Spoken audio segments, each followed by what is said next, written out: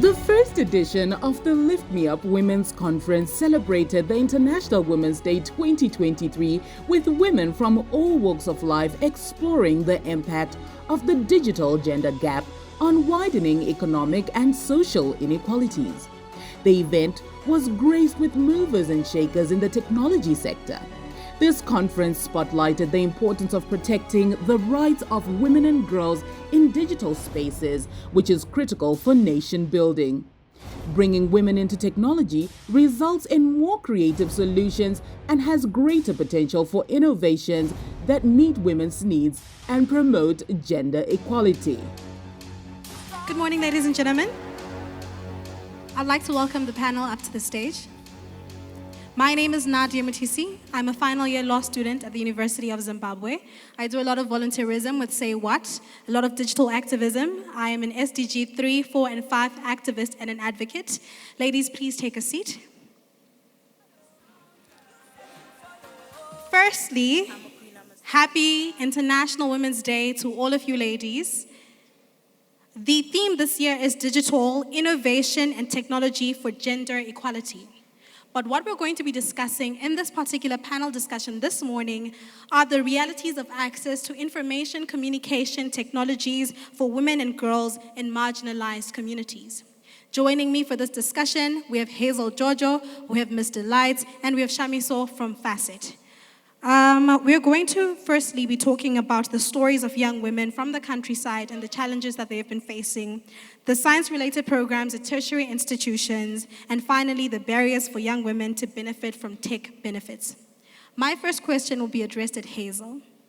Hazel, taking into consideration the theme that we have been given this year, digital innovation and technology for gender equality, how important is this particular theme and specifically for young women in marginalized communities? Okay, thank you so much. Can you guys hear me? Oh, perfect. My name is Hazel. I am 24 and I am currently finishing my master's degree in social work. So I've always wanted to be a doctor. That's all I wanted. And my parents made me believe that I can be the doctor because I wanted to be a hero and, doctors save people. But as I grew up, I was told that mathematics is hard. Physics, unozigona iwewe. Chemistry, my atoms. So I grew apart from my dream, and then I had to divert to social work. So as I was reflecting on this theme, I was just like, wow, I think this is important that we revisit this conversation because some of us have been told that tech is not your issue, science programs are not your issue. You should stick to arts, and that's what we have done. So I think this is very important so that we unpack this important conversation. All right, perfect. I think a lot of us can resonate with that. When I got to high school, I was like, okay, I'm going to be a neurosurgeon. I'm going to study everything that has to do with sciences and all of that. But I think there's hope for all of us in the sense that I've seen a lot of Twitter threads about people transitioning from the career fields that they've been in, and then they want to get into coding and doing all kinds of things. But our conversation today, as Hazel has already spoken about, is focusing particularly on the girl in marginalized communities, the girl in rural areas, because her plight is quite different from the average person. So according to statistics, a lot of women in the world actually, in high-income countries such as the USA and France, more women than men are actually using the internet. However, in sub-Saharan Africa, particularly Zimbabwe, that's not the same case. Apparently, up to 45% less women than men don't have access to internet and information communication technologies. And this is rife, particularly in marginalized communities. I have Delight here. Delight, what you're going through, whether you have access to these particular technologies. Say where you're coming from. What are the girls doing where you're staying? Munayo access here, data murikuwana kupi, munema phones here, chichiri kunyatsa kuitika, and what are the problems amurikusangana now? Okay, thank you. My name is Delight Shareka. I am 22 old. Ndiri mudzimai wechidiki. I'm a young mother. Ndinogara kumazowe rural district council. Kumazowe ndo kune rate yakanyanya yema-early child marriages. Kumazowe ava hatisi kukwanisa kuwana mafoni kana tingati ma-ICTs. Hatisi kukwanisa kubatana nazvo nokuti takasaririra. Uye ma-early child marriages ari kudropwa. Mwana anenge achienda kuchikoro oita drop out of schools. Zvoti akwanise kuzove nedzidzo yekuzoti anoshandisa sei technology. Uye vefaseti vanomboedza kutibata, but anoshaidza kuti otibata sei nekuti network yacho inonetsa uye mafoni hatikwanise kumatenga, bhando rinodhura muno muZimbabwe. All right, thank you so much, Delight. Delight raises a very important aspect of meaningful connectivity and meaningful access. Most of the times we talk about connectivity and we think it's simply about having a data bundle, having a cell phone, but do you have meaningful access? And a key element of meaningful access that she raises is actually the price of data. We know that in Zimbabwe, data is actually very pricey, but it's very shocking to hear that sub-Saharan Africa has the highest rates or the highest data tariffs in the entire world, with 1 gigabyte of data being priced at US $6.40. This is the average pricing in sub-Saharan Africa. So that's one of the major challenges. But let's come to you and speak to us more about access to internet, meaningful connectivity, because you work at Facet, you're directly working with Delight, directly working with other young women. What are the challenges that you have seen in that particular space? Okay. Thank you very much, Nadia. Okay, thank you very much, Nadia. My name is Shamiso. I'm from the Farming Community Educational Trust. We are an organization which operates in National and Central. We operate particularly in Mazowe.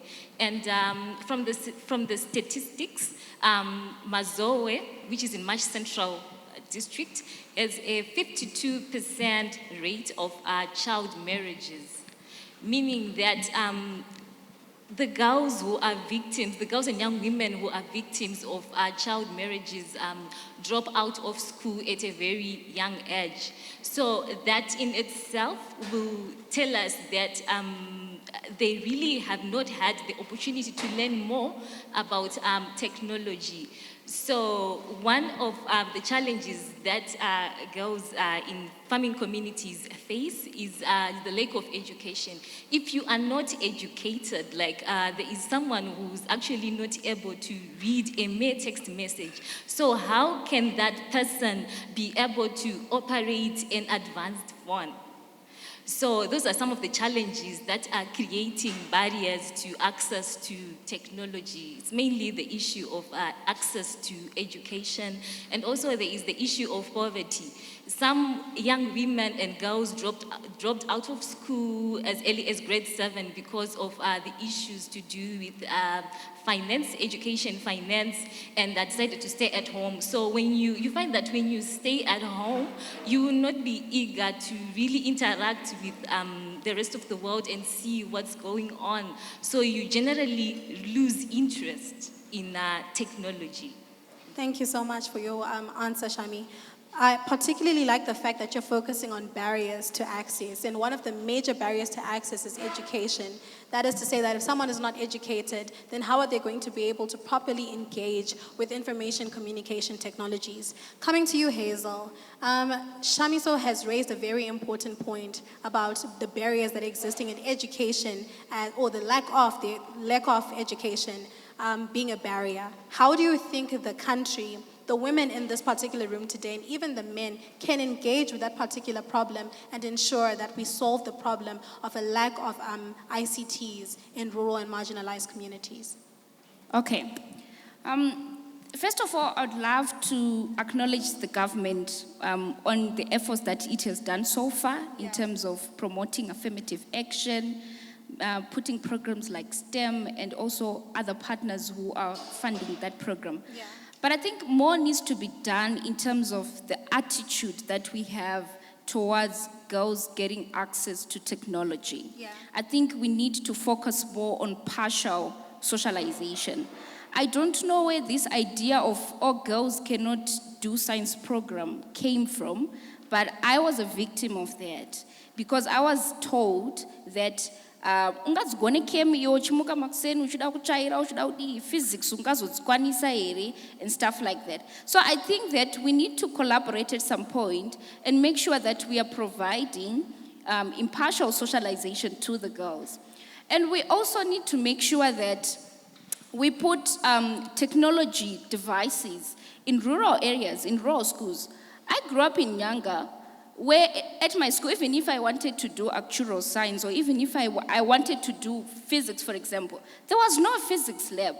So in as much as you have a dream, whether you're a boy or you're a girl, but the environment that you are in cannot support that dream, then I think we are going to a dead end. So we need more investment, we need more research, we need more funding, so that we put this, like these guys are in Mazoe. Mazoe is not even far from Harare, and they do not have access to, ICTs, internet, data. We can't be talking about that in 2023, especially in a country that is moving towards middle income in 2030. So I feel like we need more effort, we need more priority, we need to prioritize so that girls and also even boys have access to internet. And I was also thinking about the affordability of data. Oh my God.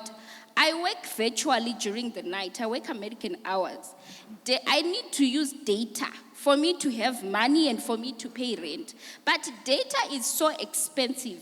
I had to call guys from Econet and I said, are you guys okay? You know what, as you're on that point, Econet just sent us a Happy Women's Month message. And I looked at it and I was shocked. Send it to us and say, okay, you're going to reduce data tariffs. Because what's the point if the theme is digital and you can't give us affordable data? Yeah, so we need affordable data. We understand that things are hard in Zimbabwe. So maybe if the schools can also, subsidize data for us. I'm a master's student and I've been paying lots of fees. But, I need data, and the school cannot provide data. So those who are going to school, at least the school needs to provide, data and airtime, and also, for me, I'm at Midland State University. Sometimes the Wi-Fi is not even there. And you are wondering, if I cannot get access to internet when I'm at school, how about someone who does not go to school? How about someone who's at home? Precisely. Thank you so much for that wonderful insight, Hazel. Data prices are really, really high. Coming to you, Delight, the government to help the situation of the girls, particularly the child mothers in Mazoe.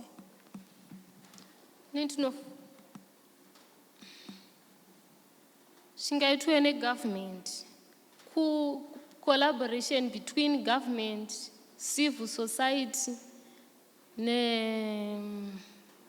tingangoda kuti zvinhu zvingangoda kutibatsira vakaita macollaboration vanhu havanditi vanotibatsira uye maintaneti okumbirawo iswe kana muzvipatara kana masupermarkets nekuti mukaisa intaneti kubhawa handi hazvifambe mushe nekuti isusu vamwe tine varume sezvo tiri mayoung mothers varume vanotibata rafu handi saka kuti uende ukaonekwa uchienda kubhawa uchiti kunotsvaga intaneti murume anobvunza kuti uri kuenda kubhawa kunoitei unonwa hwawa here.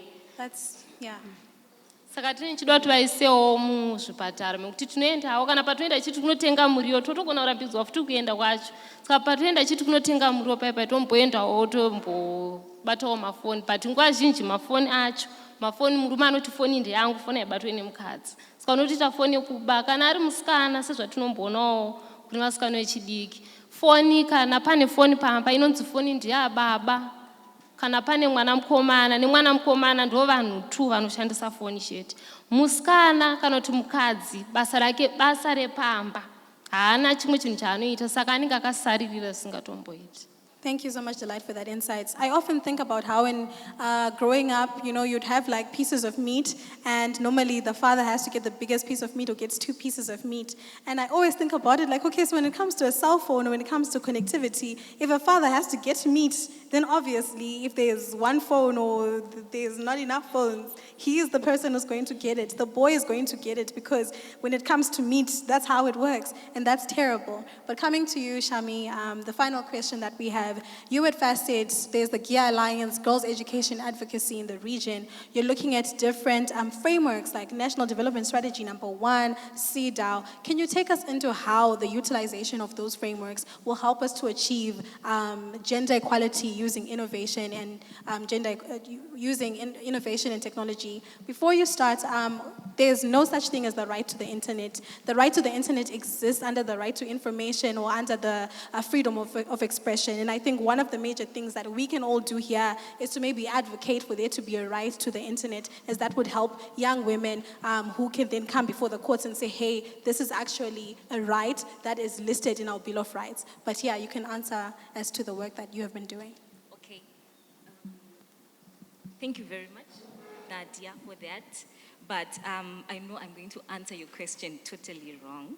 Okay, as FAST, as Farming Community Educational Trust, apparently what we are doing is to advocate for the accessibility of education to girls Yes. and young women in farming communities. To us, we want all the girls to remain in school. We even want the young mothers, the likes of like Delight, to really have the chance to go back to school and actually learn more about technology. Because she probably left school some 7 or 8 years ago when the country was not so advanced. So what we are advocating for is for her to be able to just go back to school and really start afresh and continue with education, even with the others who are facing like financial challenges and other social challenges. Our desire is to have everyone in school so that they can actually learn about technology. They have the exposure to the external world. They know what to do with their lives. They know that for some of the problems they face, the assistance is just a click away. They need to learn more about technology. They need to be digital despite all the discriminatory practices in their communities that say that technology is strictly for men. All right. Thank you very much for your very correct answer. Ladies, thank you so much for joining me on this particular panel. Our call to action is to eliminate barriers to access for women and girls in marginalized communities. Thank you so much for giving us this time. Once again, happy International Women's Day to all of you.